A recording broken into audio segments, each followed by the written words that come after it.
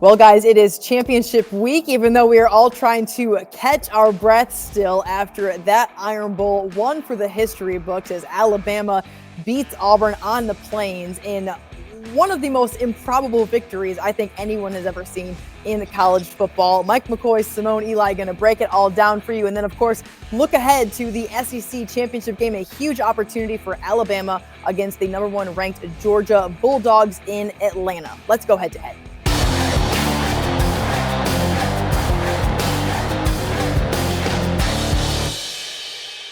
Welcome in, everybody. We want to thank our sponsor, the Alabama Cattlemen's Association. Mike McCoy joining us from Maximum Performance Institute in Bessemer. Mike, I don't even know what words to use to describe what we all witnessed Saturday night that happened in Auburn. What words would you use? Greatness. That's a good word.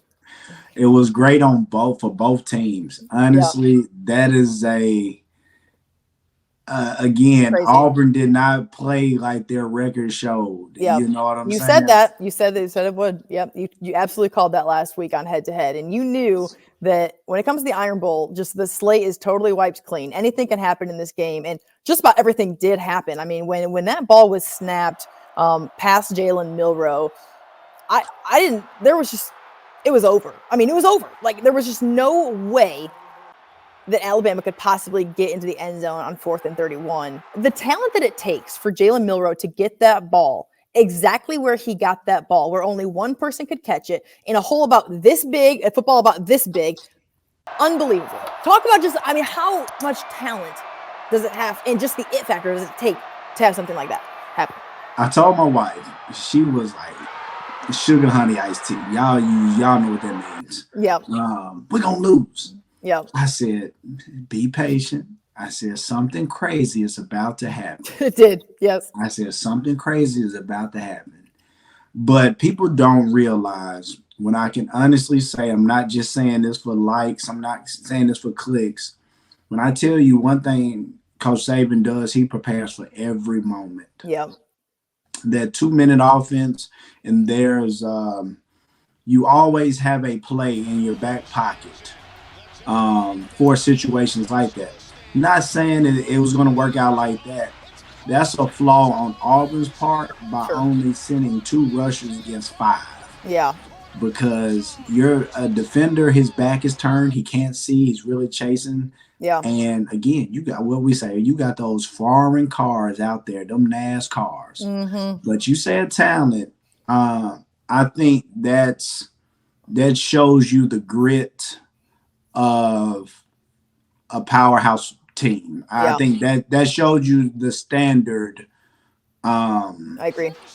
And it's a never say die mentality. Mm-hmm. And it just give you that grimy face. Like, this sugar honey iced tea.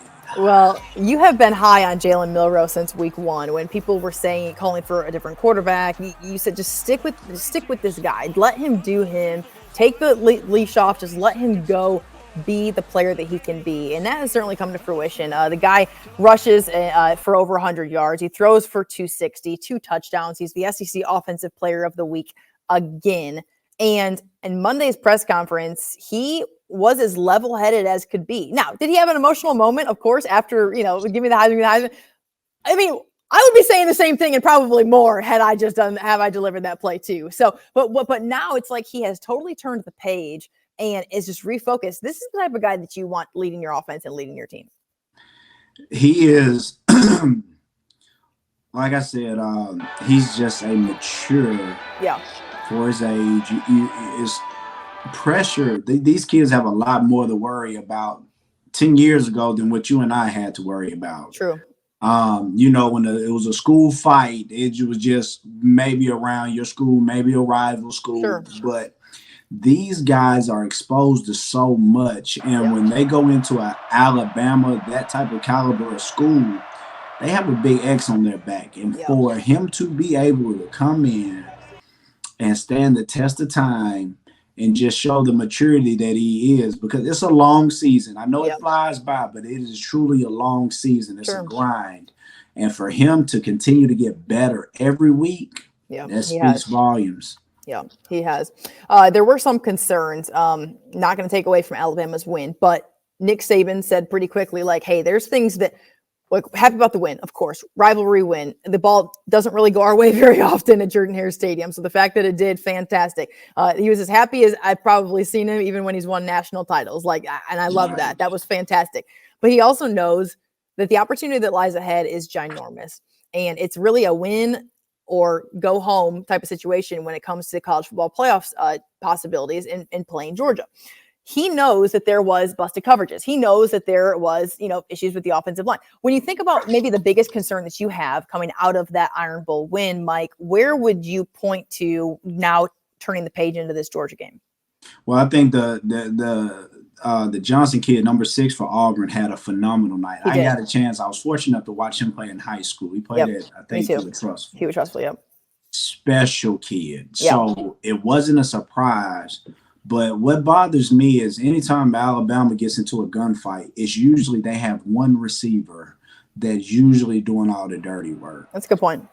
I think we need to either put Arnold or even we got to find a mismatch, because you're looking at Georgia this upcoming week. They arguably have the 2 best tight ends in the nation. Yep. I mean, Bowers for sure is a top 10 pick. So are we going to bracket him? Are we going to play man? We cannot give that quarterback any time. You have to hit him in the mouth, and every tackle has to be made with a statement. Georgia, in the last couple of years, it's really been all about how fantastic this defense has been, right? Yes. But now they have a talented offense to complement that. And Carson Beck, who has just been tremendous, and 22 touchdowns and 3,500 passing yards. I mean, the guy, he's not getting maybe all of the attention as some of these other people are, but he has overperformed maybe what people thought he was going to do, and done more than enough to obviously keep the 2-time defending national champs at the top of the standings throughout this entire year and undefeated. You said it then. They are a balanced team. And I've been watching both teams. I don't think either team has played a complete game yet. Sure. Now's the time. Now is the time. Yeah. If you even pay attention to when Georgia played Auburn, it was a lot closer than what people was going to give them credit for. Yeah. A lot closer. That's their closest victory, which 7-point victory at Auburn. Another game that Hugh Freeze and company probably coulda, shoulda, woulda won, Right. So when you take that into an account, I think they knew that they were going to play against each other. So I don't think I got some kids in here, so I hope y'all listening. I'm working. I'm at work. Hey, you know what? And we got respect for that. That's all good. He's grinding. I think they knew that they were going to play against each other, and like a poker player or somebody who plays chess, I'm not going to show my hand right away. Sure. So I think they're saving all this, and they may have to see each other again because it's going to be a heavyweight fight. Yeah. I mean, you never know, because if Alabama wins this game, do you just leave out the 2-time defending 29 in a row team, right? I mean, if Alabama's in as the SEC champ and a 1-loss SEC champ, and Georgia's a 1-loss 2-time defending national champ, 29 straight wins, dominant, but then what do you do with the rest? I mean, there's 8 people for 4 positions, and it is more chaotic than it's ever been in the playoff era. Like I know, that Munyon talking. For folks who don't know what that Munyon is, that's that money. You're right. That Munyon, they know who's going to travel well, and they know who's going to fill those seats. Yep. They know the big 4. You got Michigan, you got Ohio State, you got Georgia, you got Bama. They know that's going to fill. Everyone says that this week's playoff rankings are going to tell a lot about no, they're not. Like, at the end of the day, that committee's going to do whatever the heck they want to do. And they're going to make mad whoever they're going to make mad. You've seen it done before. Alabama, when they were the 4 over Ohio State and then won a national title, people were upset about that. The committee's going to do what the committee wants to do, period. That's why there's a committee. When that Munyon is involved. Yes. And who going to fill up them seats? You're right. Who going to get their pockets greased? That's who's going to be in that playoff. Yep. So I expect both teams to be in the playoffs. Now we got to win this weekend. I mean, well, let's talk about that. Let's talk about the predictions. It's a 3:00 kickoff, Mercedes-Benz Stadium in Atlanta. We've seen this matchup before between these two teams, and Atlanta's a difficult place to play when you're playing against a team that's just outside of Atlanta, and they travel obviously not very far to support. That's our second home. That's Bama's second home. It was I would say it was more of their second home at the Georgia Dome. It's not as much of their second home in the Mercedes-Benz Stadium. This is my opinion, but we've seen a lot of Georgia fans at these games in the last couple of years because Georgia's obviously been very, very talented. I got to ask you, Mike, how do you think this one shakes out? I think this is going to be a nail biter. I think it's going to be close. I have 24-21 Bama pulling it out. And what maybe is the key playmakers or key just keys to the game really for Alabama, in your opinion, to pull off a 3-point victory against the two-time defending champs? For me, they're going to have to give Malachi some more help with Bowie. It's a big frame. Not saying he can't cover the load by himself. He's going to be the X factor, in my opinion. I like it. For slowing down those tight ends. Yeah. Offensive wise, we have to be more creative with the crossing routes have been phenomenal for us. But I mean, you have three. I was about to say three. I think the tight ends are still underused, and you got 5 to 6 receivers over there who each should at least have 500 yards. I mean, I still think we are leaving a lot in the tank. Sure. I just think Isaiah Bond, Kobe Prentice, you got Burden, you got the tight ends. Mm-hmm. I need to see some more Roydell Williams. I'm like, man, he has certainly been tremendous when he is in the game. When it comes to predictions for me, here's what I'm going to say, okay? I would love nothing more than to see Alabama win this game. And it's more of like the respect that I have for Nick Saban. I mean, I'm a journalist. I don't really cheer for one team or the other. I want the teams that I cover to win. That's truly how I feel, because then I get to cover better games. That's how I felt for the last 10 years in the Iron Bowl when I've covered it. I just want one of our teams to be a national contender, because then I get to go cover better games, and it's great. I'm from Ohio. I don't have a dog in the fight when it comes to personal.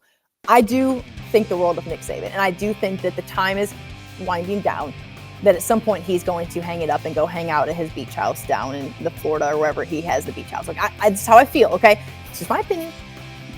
I think that until Alabama either proves otherwise on Saturday or someone else, that Georgia is the standard until they're not. And for me, I like that. I'm a fan. I appreciate the support. I appreciate that. That's how I feel. And so Georgia's a 6-point favorite. They were in 2021 when Alabama won this game. So let's not forget about that. But I see Georgia winning this game 28-24-ish, somewhere around there. And it's going to be close. It's going to be close down the stretch. I just think that it's going to get to a point where Georgia's able to run out a little bit of clock, take a knee, and go in as a two-time defending champs, trying to make it a three-peat. I think that until someone comes in and punches them in the mouth and stops a 29-game winning streak, it's hard to pick against them. It's a juggernaut, and people know I'm a realist. If we gonna get whooped, I'm gonna tell you, I know you will. I know you will. But the only difference, and I'm with you on that because you said a key point, is gonna come down to who has the ball last. Yep, I agree. I agree with that.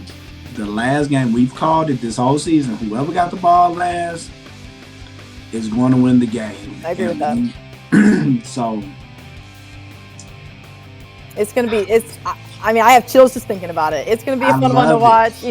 This is the college football games that you hope to play and that you hope to be a part of. And then we'll see on Sunday what the committee decides. And I'm just so glad that I'm not in that room having to make that decision, because this essentially we're about to watch the national championship this Saturday. That's essentially what we're watching. There are a couple other teams that would probably disagree with you on that. Ain't nobody studying no Michigan. Michigan's okay. Michigan's a pretty talented fan. I mean, I'm not a fan. I just think that they're good. I mean, I don't know. The interim coach, he rubbed me weird. I don't. You mean that post-game interview that nobody in the world can ever get over? Dude, Dude. That was as bad as I've ever seen. Get your mans. Figure it out. I'm all about passion. But I tweeted, I'm like, no, this ain't it, bro. Like, you can't be thanking Jesus and dropping F-bombs half a second later on national television in the one moment that you get to like go, to God be the glory, do whatever you want to do. But that was not the vibe. He had like that scout team All-American that won with the team. Yeah. Hey guys, high five! I'm glad to be here. Exactly how he looked. Well, guys, we will see. Mike is rolling with the Tide. I think Georgia is going to edge Alabama on Saturday. We'll see. SEC title game, you never know. This is a crazy conference. It's been a bizarre year. There's a lot of people in the mix for the championship and the College Bowl playoffs. So we will see. 3 o'clock kickoff at Mercedes-Benz Stadium. Cannot wait to see how this one goes down. And then Mike and I will be back to join you, whether it's for a bowl game or hopefully previewing the college football playoffs. But it's been a fun regular season. It's been a fun championship week, and cannot wait to see how this thing shakes out. For Mike McCoy, I'm Simone Eli. We will see you later this month. Peace. Brought to you by Alabama Beef Farmers and Ranchers.